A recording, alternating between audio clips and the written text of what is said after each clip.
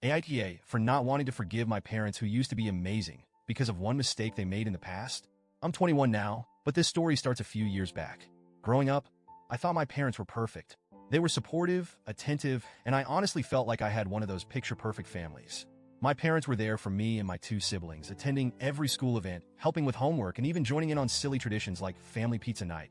They were always reliable, the kind of parents you could call on for anything. Except for one rule they kept firm: no phone calls after 10 p.m. From as far back as I can remember, every night at 10 p.m. sharp, both of their phones would go on, do not disturb. They said it was their time to unwind, to escape the demands of work and parenting for a few hours. They were clear with us about it too.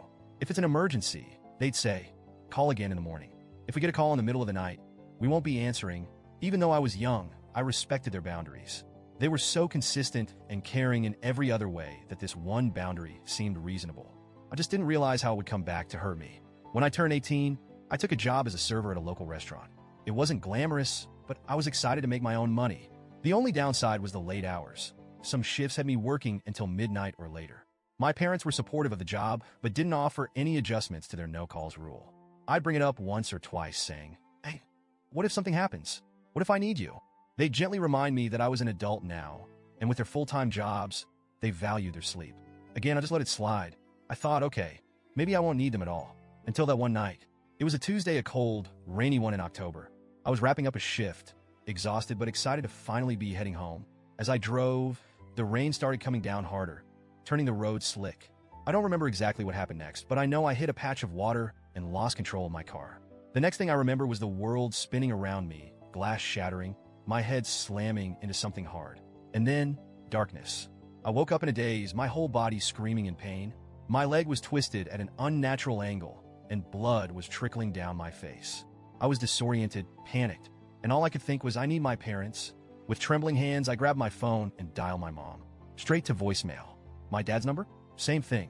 My heart sank as I realized they'd kept their phones on, do not disturb, like every other night. Desperation took over, and I called them over and over, hoping that, just this once, they'd feel something, anything, and pick up. But they didn't. I felt this overwhelming sense of abandonment right then. Here I was alone in the middle of a terrifying night, needing the people who promised to always be there. I needed them, but they weren't coming. In a fog of pain and panic, I managed to call my grandparents. Thank God, they picked up.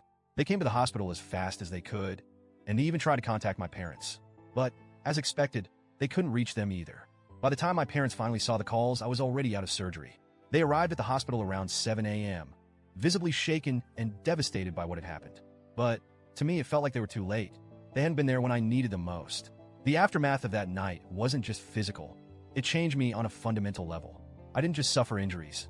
I was left with a permanent disability that affects me daily. I spent weeks in the hospital, and my grandparents were by my side every step of the way. My parents apologized, but I couldn't get over the feeling of betrayal. I knew they hadn't intended to abandon me, but the outcome felt the same. Even when I went home, my relationship with my parents was strained.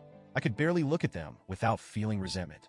They tried to make amends by offering to drive me to physical therapy and doctor's appointments, but I refused their help.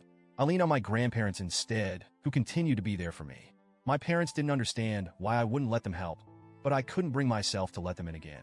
They promised to change their behavior, and to their credit, they did. My siblings have told me that since that night, my parents keep their phones on at all hours, ready to answer any call, anytime. But for me, it's too little, too late. They only changed after it was me who had to suffer because of their stubborn rule. Over time, I grew more independent.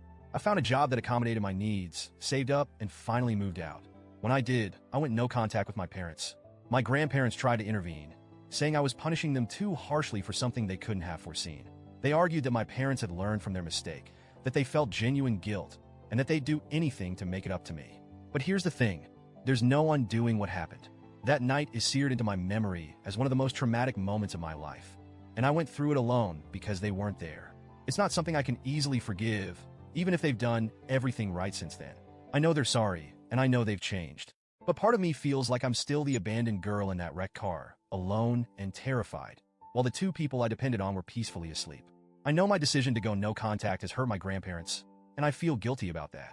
They've been my rock, and I hate disappointing them. But they don't understand what it's like to feel so utterly alone and abandoned by the people who are supposed to love you unconditionally. And as much as I appreciate their loyalty to my parents, I can't just forgive and forget when I'm the one living with the aftermath of that night. So, Reddit, AITA for refusing to forgive my parents for this one mistake?